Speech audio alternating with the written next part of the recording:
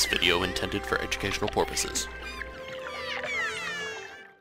Hey guys, it's Adam aka Swimming Bird, and welcome back for another Minecraft 1.8 Snapshot. This is 14W20B, and this week we've got some big terrain changes, improvements to spectator mode, and world borders, an awesome new command that you just got a glimpse of, and a mysterious screenshot showing off a cryptic new underwater structure and some brand new blocks never before seen. We'll get into that in a minute, but first, we're going to start with the terrain changes, because this probably affects the most players.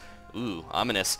Let's head down here, and this is something I never actually realized was not in the game. Mesas and deserts, because of the material that they're made out of, never had caves leading from the surface down into the earth, but they do now. And this one's really awesome. It cuts all the way through the mesa down into the stone, and if we head over to the desert, you can see some cool desert caves as well. This will just make these biomes a little bit more interesting to explore. You can get your ore and different stuff easier. You can see the caves cutting through here. This almost looks like a meteor landed. It's kind of a cool crater that I found, and because the terrain's a little glitchy right now and the snapshot's generating, you can see all these caves and stuff down here. But yeah, it's very awesome. I never realized these were not in the game yet in some of these older biomes. Let's go back. I also found a little glitch here. If you go to the mesa, sometimes you can spot the chiseled sandstone, the creeper-faced hieroglyphic sandstone, normally only found in desert temples, but I found it in the mesa for some reason. There's no temple around. I wonder if that's a bug or maybe hinting at something.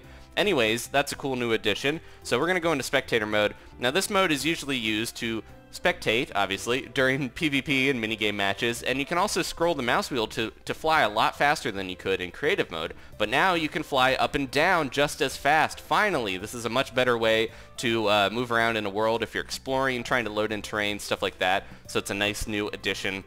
Now, world borders, that's another new 1.8 feature, and previously, if you were stuck on the outside of a world border, it would actually get you stuck in it like jello. You couldn't move, and you would die. I set the world border pretty close there. I'm going to make it actually shrink on us, and I'll go into survival mode. You can see that new red warning sign telling you the border is closing in on you, and if we get on the other side of the border, we will start taking damage, but now we can actually move to get back in there no matter what game mode we're in. So we can kind of get back in here and save ourselves during PvP matches and stuff. So that's a nice little new addition.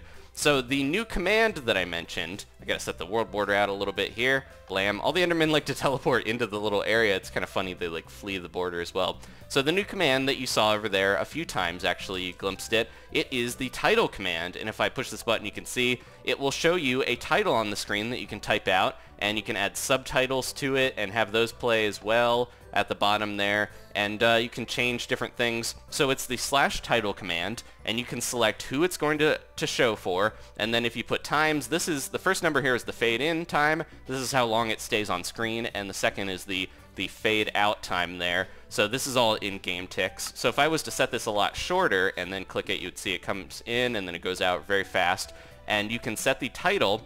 This is a little complicated on that one. I'll go for a simpler one. So you do /title and then do title, and you put the text. And you can have 2 lines of text here. This is just a very simple one that says hi. And you can do a bunch of different stuff. If you overload it with too much text, however, you can get stuff like this. Let me make it a little longer there. You can get stuff like this where it stretches off the screen and it's all messed up looking. But yeah, it's a little weird. Ooh, we got an Endermite spawning because the Enderman's teleported by. Let's not get distracted though. So here's how you do some of this stuff. Another YouTuber named Dragnoz actually made a little website that you can put in the text and it will format it for you, so it's a lot easier. I'll link to that in the description. But you can change colors to all the different colors that you can do the text. You can add extra text to make it a little longer there. The subtitle is very similar, except you use the subtitle command instead of title. And then you can add that and just change the colors and stuff. Hopefully they will make it, you know, center a bit better in the future. Maybe make the text smaller depending on how much text you put in there. Stuff like that. But you can already do some cool stuff with it. I've got a few things set up here. Like I've got this repeater going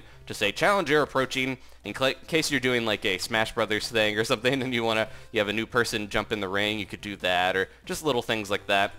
A couple other commands here involved with the title command. You can do clear, so if I had this on the screen, maybe a little bit longer, if I had it on the screen and then you hit clear, you can actually just get rid of it. And there's also reset, which will reset all of the fade in and out times and everything back to the default. So just little new things you can do there. And also Telraw has a new selector. So you can select different people to show things to, and you can also do this with titles as well. So this one is going to show me all of the people on the team Adventure Timers and flash it on the screen, but you have to be on the team to see it. So I'm going to join the team, and then it will show it to me on the chat down there, and it will also show it to me as a title really quick. If you want to see stuff like that, this would be good to, like, say, target different players during PvP games, stuff like that, or have secret messages between teams and stuff like that. I'm going to join this other team so you guys can see. If I push tab, the health system, this is previously in the other snapshots, you can actually display health on the side there, and it's a little more organized now. The players are actually grouped by teams when you tab to show player list, stuff like that. I'm going to eat a golden apple, and you can see my health has more hearts now, and they're a bit, you know, more centered and not as messed up on there. So yeah, Dinnerbone's just been working to format that a little bit better. I believe it's also alphabetized. Yeah, there you go. So it's in alphabetical order as well, so you can find players a little bit more easy if you're using that. I'm going to leave this team here. So next we have to talk about a few other little things before we get into that mysterious screenshot. So if you hit F3, this was a popular feature that got taken out for some reason, but it's back. If you look in the upper left, you can see I'm facing north, and it actually says towards -Z, towards positive X. This kind of helps you when you're moving around with coordinates. It just tells you which coordinate direction you're facing, so that has been added back in. Slimes had some weird issues with spawning. They're spawning when they weren't supposed to. That has been fixed. A few bugs. A knockback sword. Previously, this is bizarre. It would knock back the distance depending on who logged in what order on a server, and that's really weird. I don't know why that bug was doing that, but they fixed that. Things like leaves, blocks of redstone, TNT, and glowstone were causing suffocation. This was to alleviate some of the weird X-raying and stuff people would do to cheat, but they actually reverted it. So now if you ride through a forest on a horse, you won't die from suffocation. That was a big issue. Horses lost a lot of their usefulness when they did that, but they have fixed that again. And they've also fixed dogs and cats teleporting into leaves and rails and suffocating, thankfully, and wither destroying barrier blocks. If the wither boss would shoot a barrier block, it could destroy it, even though it's supposed to be unbreakable. So let's get into the big news of the day, this mysterious screenshot, and here it is. So Jeb has been working on Pocket Edition for such a long time. He is finally back, and he tweeted preview of a work in progress. It was a long time since I worked on something new. So this is a new Minecraft thing. He did not say this is for Pocket Edition. If you look, even though the screenshot is cropped, it does not it doesn't show the little bottom bar and the alpha that you would normally see on the Pocket Edition. You'd see the game number at the top. So I believe this is for the main game. And there's a lot going on in this that it's hard to tell what is going on. It looks like it's an underwater structure, as you can see, that goes into different rooms, and it is, you know, very much underwater, but we see two new blocks here that I've never seen before. One of them almost looks like a sort of like crumbled ancient stone. Maybe it could be some type of coral thing. It's very washed out looking, so it doesn't look as bright. I don't think it's coral. And the other one, you can see those blocks with the faces very similar on the different sides. They're actually giving off light. So I wonder if this is some type of new lamp or underwater glowing, you know, technology or something. Maybe we're going to get an underwater structure. I know that people have wanted features in the ocean to make the ocean more interesting for such a long time, and I think Jeb is finally working on that. So I think we're going to get some type of underwater dungeon that we can find, and it looks interesting. A little plain right now, not too much to it, but again, this is a work in progress. He just started on this. He's been working on Pocket Edition up until now for a long time now. So yeah, I'm very excited. We're at least getting two new blocks, it looks like. And when Jeb usually does these screenshots, he doesn't make it as natural as he could. I think he usually places the new blocks together a lot so you can see it from different angles and stuff. So I think that's probably what's going on here. Hopefully the final underwater dungeon or whatever it is more varied and more interesting than this, but we will have to see.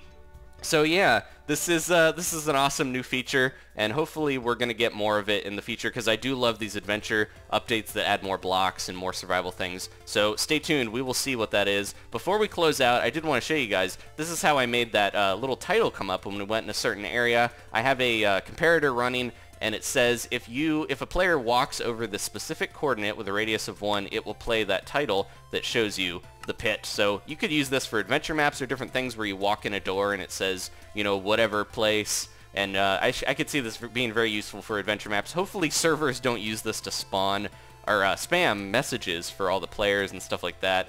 that might be annoying, but we'll see. It's a cool new feature regardless. Anyways, thank you guys for watching, very much so, week after week. Please leave a like if you enjoyed this, of course, so maybe subscribe if you haven't, and follow me on Twitter if you have one. You'll get the videos right away. Thank you guys once again, and I'll see you next time for more Minecraft Snapshot news. Goodbye.